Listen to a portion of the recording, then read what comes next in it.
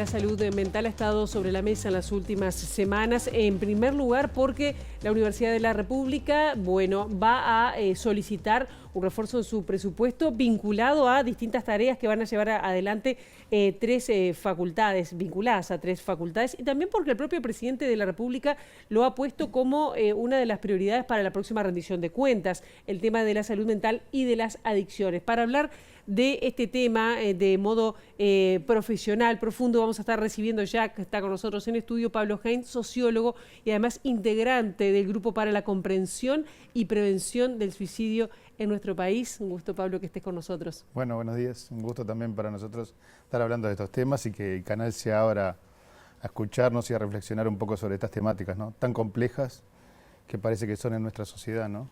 Exacto. Vienen siendo, ¿no? Y además, salud mental, que ha sido un tema como muy recurrente con la pandemia, con que Uruguay desde hace muchísimos años tiene un triste, digamos, galardón de tener una alta tasa de suicidios. Pero hablando de recursos, la universidad tiene un plan, ¿no? Sí, en realidad... ¿Hay un plan? Sí, hay un plan, hay un proyecto y una propuesta que va en consonancia con el sistema político en general. Es bueno recordar que así como el presidente anunció que desea focalizar un poco más en los temas de salud mental, adicciones, salud comunitaria, porque es eso, es la comunidad, somos todos. También el Poder Legislativo, es bueno también recordar que el Poder Legislativo tiene varias instancias o varios proyectos que vinculan este tema. La universidad rápidamente ha trabajado, digamos, o ha unido rápidamente, porque está trabajando hace años, y liderado por tres facultades, que no es exclusivo, hemos presentado una propuesta sobre que le llamamos salud mental, que básicamente focaliza también un poco en suicidio, ¿no? Focaliza un poco en suicidio y es un plan que tiene cuatro objetivos clásicos, que el más seductor, digamos, es el trabajo en red, uno de esos cuatro, que más allá de los clásicos de diagnóstico, más allá de los clásicos de atención y derivación, esos serían los dos primeros. Un aspecto más sanitario, digamos. Claro, hay uno que te decía, trabajo en red, que es vincular al paciente a su grupo de referencia con la comunidad. Y un cuarto que nos seduce mucho a nosotros a las ciencias sociales, que es la capacitación en un sentido más amplio. Ahí la propuesta busca articular con las organizaciones civiles, las organizaciones políticas, las organizaciones religiosas y también las organizaciones deportivas en este tema de salud comunitaria, llamémosle, no le llamemos salud mental, porque a veces la salud mental nos lleva directamente al individuo y entonces en este sentido el proyecto no solo trabaja en el individuo, trabaja con su familia y trabaja con el entorno. Claro. Además, salud mental me imagino que lleva al estigma, y salud comunitaria es más amplia, pero ¿cómo capacitar a personas referentes? Pienso en una escuelita de fútbol, pienso también a maestras y maestros, cuando no hay un problema, es decir, o a veces, por ejemplo, no hay señales previas de suicidio. ¿Qué es lo que van a estar mirando? Porque es lo que tenemos que mirar todos. Exactamente. La idea es una capacitación diferencial según el público cuando trabaja la organización.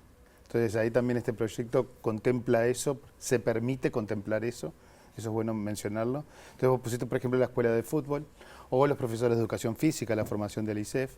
Entonces ahí no es solo trabajar con el tema de suicidio, no solo con el tema de adicciones, sino también cómo nos manejamos entre los que practican ese deporte, los que asisten a esa institución. Fundamentalmente desenfocarlo de la salud mental y poner a la comunidad y poner a las relaciones y cómo nos vamos manejando. Porque también es bueno recordar o también es bueno empezar a tener presente que a veces no hay tantas señales como se dice en el suicidio, ¿sí? La OMS ya estaba un poco reconociendo eso. Entonces, de alguna manera es cómo nos vinculamos con el uno y con el otro. La competencia, la sana competencia, la idea de manejar las emociones, la idea de que todos participemos. Entonces, en ese sentido es diferencial. Por ejemplo, una institución religiosa, una parroquia, trabajar con la tercera edad, porque sabemos que en esas instituciones está un poco más volcada, digamos, no es que sea exclusivo, pero hay el cura párroco, por ponerte un ejemplo, que trabaja un poco con la tercera edad, mayor acompañamiento, mayor atención a esas personas y sobre todo que coordine con el proyecto y el proyecto ir coordinando con ese cura, con ese profesor de baby fútbol o profesor de educación física de una escuela o de un colegio, ¿verdad? Te lo pregunto como sociólogo ahora también, ¿qué pasa en Uruguay? Que parece una sociedad relativamente integrada, con un nivel de renta media o media alta, si se quiere, comparado a nivel mundial, que tenga un número tan alto de suicidios o personas que pasen por esa situación? ¿De qué manera está influyendo el contexto y qué contexto para que esto se dé? Que va un aumento, ¿no? 700 y poco en 2020, 700 y más en 2021, 800 en 2022. Sí, la tasa es la más importante de las Américas. Eso es bueno recordar. Es tan importante como Canadá, o más importante que Canadá, que Estados Unidos, que Argentina, que Chile. Lo que sucede es que tenemos ciertos temas que los ocultamos y no los queremos ver. Los trabajamos un poco desde el punto de vista individual. A veces esta sociedad está transitando un individualismo que es en un contexto más general, ¿no? No es un contexto solo nacional, es un contexto de modelo. Y parece que los uruguayos y las uruguayas ese modelo nos gusta mucho para el éxito individual. Y ahí quedan por el camino algunos uruguayos y algunas uruguayas. Sobre todo también el tema suicidio, vinculado también al tema de la violencia, porque el suicidio también es una violencia contra uno mismo. Y a veces también es una violencia contra los más cercanos. Eso también lo tenemos que reconocer.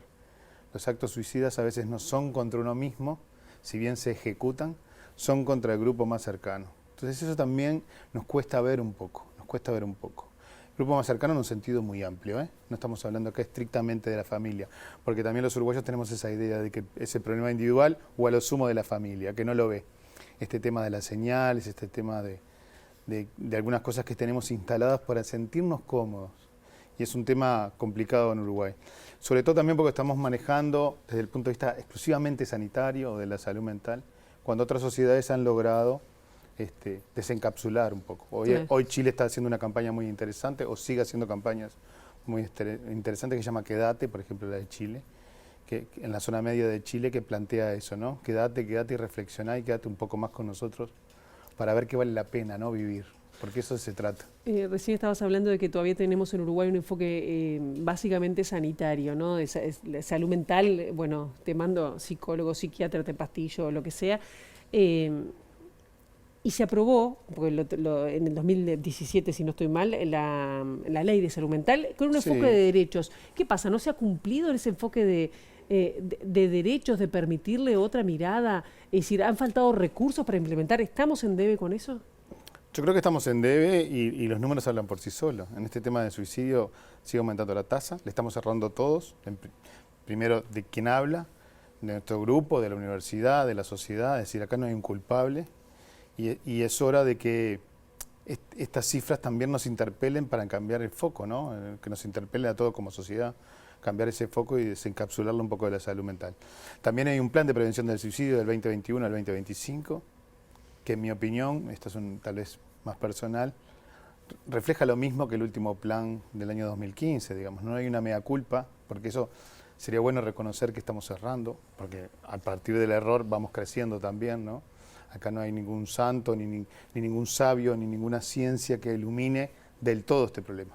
Entonces, otros países que han logrado incluso descender la tasa, Chile, no tenemos que cruzar el océano, Cuba, por ejemplo, que tenía tasas importantes en las últimas 2 décadas, han logrado descender con políticas que no necesariamente reflejan aquella idiosincrasia que tenemos, salud mental, psiquiatría, psicología, que sí son los actores fundamentales en el tratamiento de estos problemas. Eso hay que también reconocerlo y darle su espacio. Pero también tenemos que tener presente que hay otros actores que estamos trabajando antes para ayudar a estos actores. Uruguay tiene una tasa importante de psiquiatría y de psicólogos cada 100.000 habitantes a niveles europeos. Es decir, que hay algunos indicadores que nos permiten hablar de que en ese sentido estamos bien. También Uruguay tiene un problema también con la medicalización en términos psiquiátricos. Hay un alto consumo de medicamentos. Eso también puede contribuir, dada la necesidad individual, ¿verdad? Claro. Porque eso también es natural, digamos. Nos fuimos instalando una idea que tengo un problema en la pastilla y necesariamente ahí comenzamos, por lo general, un camino que no nos permite ver las soluciones desde el punto de vista más colectivo. Hoy parece que perder un trabajo es una resiliencia y no tengo derecho a trabajarlo colectivamente, ¿no? Digamos, me tengo que ser resiliente y reincorporar al sistema, que fue el propio sistema que me expulsó. Sistema en un sentido muy amplio. El duelo lo comemos solos, digamos. También el duelo. El duelo por el trabajo, el duelo por un familiar, por una muerte, por lo que sea. Los duelos en general y los duelos sobre muerte también lo comemos solo, ¿no? Que eso también es importante.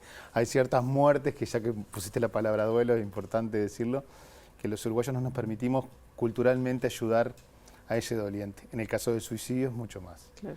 las víctimas que se llaman supervivientes de suicidio en Uruguay es un flagelo bastante importante. Estamos hablando de la década de los 90 hasta ahora, calculamos unos 14.000 suicidios, si lo multiplicamos por 7, por 8 o por 10, imagínate cuántos dolientes hay.